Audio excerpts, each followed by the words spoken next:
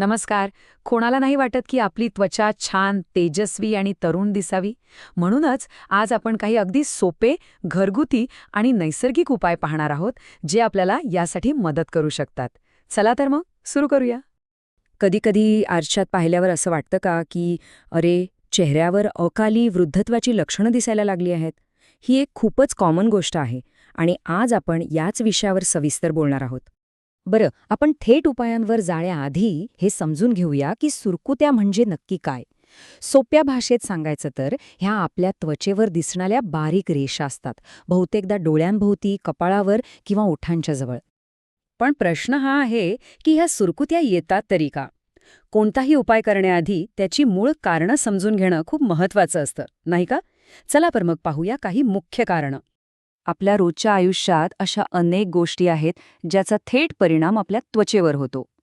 जसं की पाणी कमी पिणं, झोप पूर्ण न होणं, खूप जास्त स्ट्रेस घेणं आणि हो, आजकालचं सगळ्यात मोठं कारण म्हणजे खूप जास्त वेळ स्क्रीनसमोर बसणं. या सगळ्या सवयींमुळे सुरकुत्या लवकर येऊ शकतात. ओके, कारणं तर आपल्याला कळली. पण चांगली बातमी अशी आहे की यावर काही अगदी सोपे आणि नैसर्गिक उपायसुद्धा आहेत. आणि हे उपाय करण्यासाठी आपल्याला कुठे बाहेर जायची गरज नाही. आपल्या स्वयंपाकघरातच मिळणाऱ्या गोष्टींपासून आपण हे करू शकतो. चला तर मग असे 5 प्रभावी घरगुती उपाय पाहूया. यात काय काय आहे तर नारळ तेलाचा मसाज आहे, मध लिंबाचा मास्क आहे, दूध हळदीचा लेप, काकडी कोरफडीचा पॅक आणि केळ्याचा फेस पॅक सुद्धा.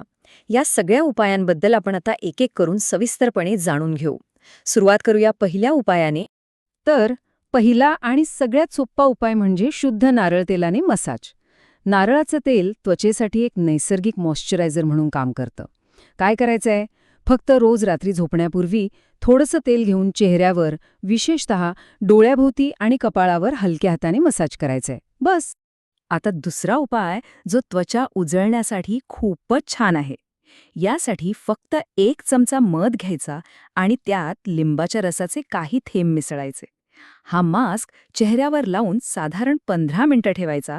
यामुळे त्वचा छान ताणलेली आणि चमकदार दिसायला मदत होते. पुढचा उपाय तर आपल्या सगळ्यांच्या ओळखीचा आहे, हळद. हळदीचे गुणधर्म तर आपल्याला माहीतच आहेत. नैसर्गिक ग्लो मिळवण्यासाठी कच्च्या दुधात फक्त चिमूटभर हळद मिसळून एक लेप तयार करायचा. हा लेप चेहऱ्यावर 10-15 मिनिटं ठेवून नंतर स्वच्छ धुवून टाकायचा. कधीकधी आपली त्वचा खूप थकलेली आणि निस्तेज वाटते, नाही का?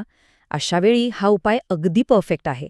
किसलेली काकडी घ्यायची आणि त्यात कोरफडीचा गर म्हणजे ॲलोवेरा जेल मिसळायचं. याचा एक मस्त थंडगार पॅक तयार होतो. आठवड्यातून 2दा जरी हा पॅक वापरला तरी त्वचेला एकदम फ्रेश वाटतं आणि छान थंडावा मिळतो. आणि आता शेवटचा 5वा उपाय, जो त्वचेला छान पोषण देतो. यासाठी फक्त एक पिकलेलं केळं मॅश करायचं आणि त्यात थोडंसं मध घालायचं. हा फेस पॅक साधारण 20 मिनिटं चेहऱ्यावर ठेवायचा. त्वचा एकदम मऊ आणि ताजीतवानी होते. तर हे होते आपले काही सोपे घरगुती उपाय. पण थांबा, गोष्ट इथेच संपत नाही. कारण खरं सौंदर्य फक्त बाहेरून फेस पॅक लावण्याने येत नाही. आपली त्वचा आतून किती निरोगी आहे हे सुद्धा तितकंच किंबहुना जास्त महत्वाचं आहे. चला तर मग आता हे पाहूया की आतून त्वचेची काळजी कशी घ्यायची. इथे बघा, फरक अगदी स्पष्ट आहे. एका बाजूला त्या गोष्टी आहेत ज्या आपण करायला हव्यात, जसं की दिवसातून 8 ते 10 ग्लास पाणी पिणं, भरपूर हिरव्या भाज्या आणि फळं खाणं, बदामासारखा सुकामेवा आहारात ठेवणं आणि सगळ्यात महत्त्वाचं म्हणजे पुरेशी झोप घेणं.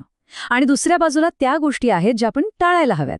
म्हणजे अतिरिक्त मेकअप, साबणाने चेहरा वारंवार धुणं, केमिकल्स असलेल्या क्रीम्स वापरणं आणि सततचा ताण. आता निवड पूर्णपणे आपल्या हातात आहे. तर मग या सगळ्या माहितीमधून आपण काय शिकलो? सगळ्यात महत्त्वाचा मुद्दा हा आहे की कोणती तरी महागडी क्रीम विकत घेणं हा उपाय नाहीये. मग तेजस्वी त्वचेचं खरं रहस्य आहे तरी काय? उत्तर या एका साध्या पण खूप महत्त्वाच्या वाक्यात दडलंय. सौंदर्य महागड्या क्रीममध्ये नाही, तर नियमित काळजीमध्ये आहे. म्हणजेच रोज थोडी पण सातत्याने घेतलेली काळजी हेच खरं रहस्य आहे. तर मग आता ठरवा, यापैकी कोणता उपाय सर्वात आधी करून पाहणार. सुंदर आणि निरोगी त्वचेच्या दिशेने पहिलं पाऊल आजच उचलता येऊ शकतं. चला तर पुढच्या वेळी भेटूया एका नवीन विषयासह.